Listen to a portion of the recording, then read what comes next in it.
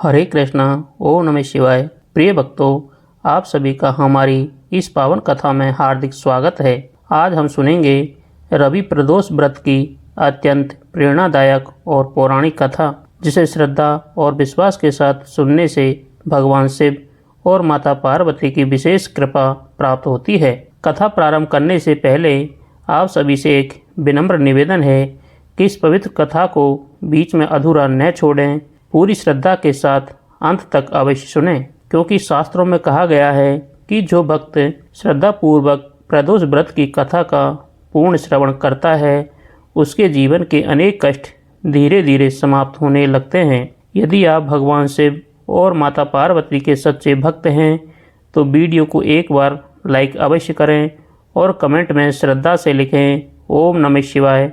आइए अब आरंभ करते हैं आज की पावन कथा। बहुत प्राचीन समय की बात है। एक छोटे से गांव में एक अत्यंत निर्धन ब्राह्मण अपने परिवार के साथ रहता था।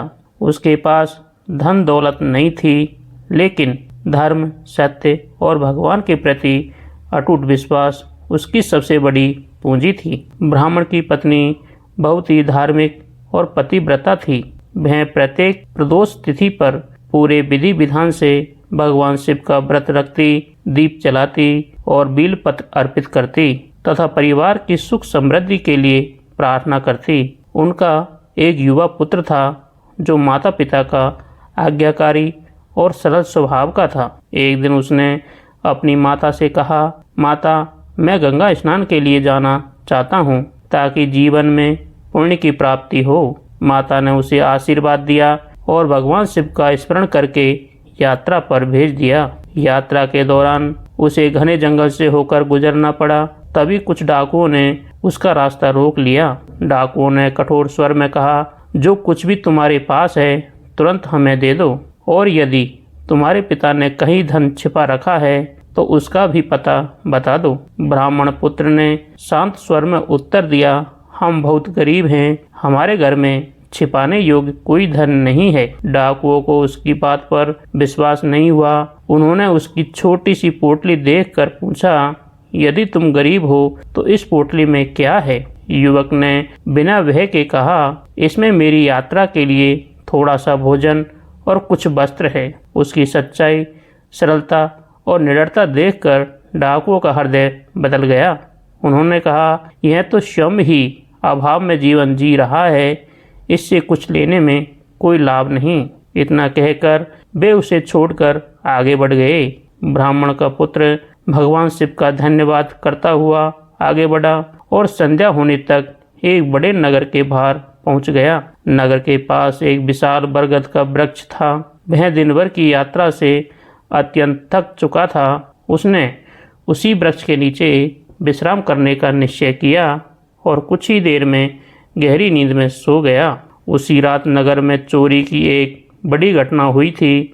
राजा ने अपने सैनिकों को आदेश दिया कि किसी भी प्रकार चोरों को पकड़कर दरबार में प्रस्तुत किया जाए। सैनिक खोजते खोजते उसी बरगद के वृक्ष के पास पहुंचे। वहां उन्होंने एक अपरिचित युवक को सोते देखा। बिना किसी जांच पड़ताल के उन्होंने उसे चोर समझ लिया। युवक बार बार कहता रहा, मैं निर्दोष हूँ, मैं तो एक गरीब ब्राह्मण का पुत्र हूँ। लेकिन किसी ने उसकी बात नहीं सुनी। उसे पकड़कर राजा के सामने लाया गया। राजा ने बिना पूरी सच्चाई जाने उसे कारागार में बंद करने का आदेश दे दिया। इधर कई दिन बीत गए, लेकिन पुत्र घर वापस नहीं लौटा। उसकी माता का हृदय चिंता से व्याकुल हो उठा। संयोग से अगले दिन रवि प्रदोष व्रत था। उसने अपने दुख को भुलाकर पहले भगवान शिव की पूजा की, पूरे विधि विधान से व्रत रखा, दीप प्रज्वलित किया, बेलपत्र अर्पित किए और हाथ जोड़कर बोली, हे भोलेनाथ, यदि मैंने सच्चे मन से आपका व्रत किया है, यदि मेरी भक्ति निष्कपट है, तो मेरे पुत्र की रक्षा कीजिए। वह जहाँ कहीं भी हो उसे सकुशल मेरे पास लौटा दीजिए। माता की करुण पुकार सीधे कैलाश तक पहुंची। भगवान शिव अपनी भक्त की अटूट श्रद्धा से प्रसन्न हो गए। उसी रात भगवान शिव राजा के स्वप्न में प्रकट हुए। उन्होंने गंभीर स्वर में कहा, जिस युवक को तुमने कारागार में बंद किया है, वह निर्दोष है। यदि प्रातःकाल उसे मुक्त नहीं किया गया तो तुम्हारे राज्य का वैभव, सुख और समृद्धि सब नष्ट हो जाएगी। राजा अचानक घबराकर जाग उठा। प्रातः होते ही उसने तुरंत कारागार के द्वार खुलवाए और उस युवक को सम्मान पूर्वक अपने सामने बुलाया। राजा ने उससे पूरी घटना पूछी। ब्राह्मण पुत्र ने बिना किसी क्रोध के अपनी पूरी यात्रा और डाकुओं वाली घटना विस्तार से सुना दी। सारी बात सुनकर राजा को अपनी भूल का गहरा पश्चाताप हुआ। उसने तुरंत सैनिकों को आदेश दिया कि उस युवक के माता पिता को आदर सहित राज दरबार में लाया जाए। जब निर्धन ब्राह्मण और उसकी पत्नी राजमहल पहुँचे तो वे भय से कांप रहे थे।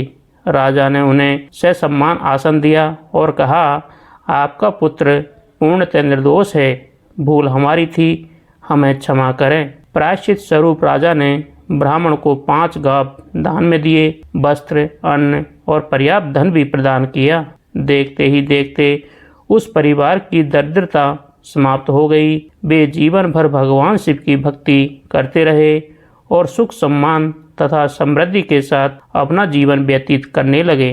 तो प्रिय श्रोताओ, इस कथा से हमें यह शिक्षा मिलती है कि सच्ची श्रद्धा से किया गया रवि प्रदोष व्रत कभी निष्फल नहीं जाता। भगवान शिव अपने भक्तों की पुकार अवश्य सुनते हैं और उचित समय पर उनकी रक्षा करते हैं। अब हम सुनेंगे भगवान शंकर जी की आरती। जय शिव ओंकारा, बोले जय शिव ओंकारा।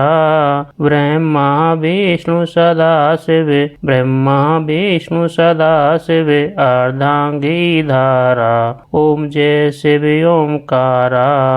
एकानन चतुरानन पंचानन राजे, बोले पंचानन राजे। हंसासन गरुड़ासन, हंसासन गरुड़ासन।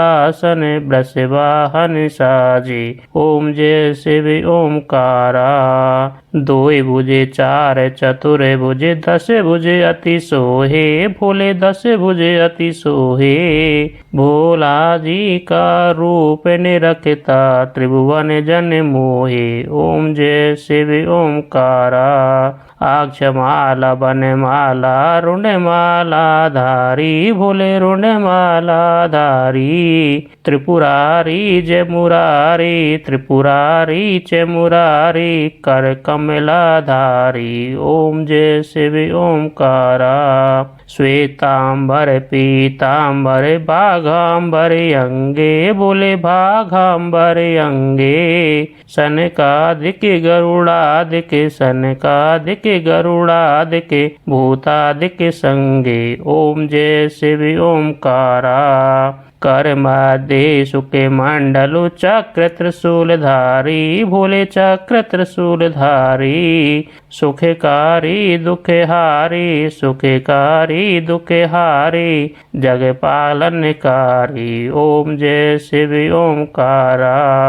ब्रह्मा विष्णु सदा शिव, जानत अविवेका, भोले जानत अविवेका। प्रणवाक्षर के मध्य, प्रणवाक्षर के मध्य, ये तीनों एका। ओम जय शिव ओंकारा।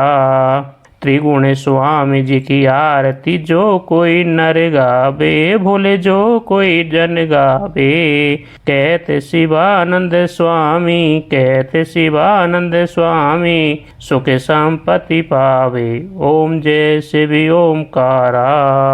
जय बोले भगवान शंकर की जय।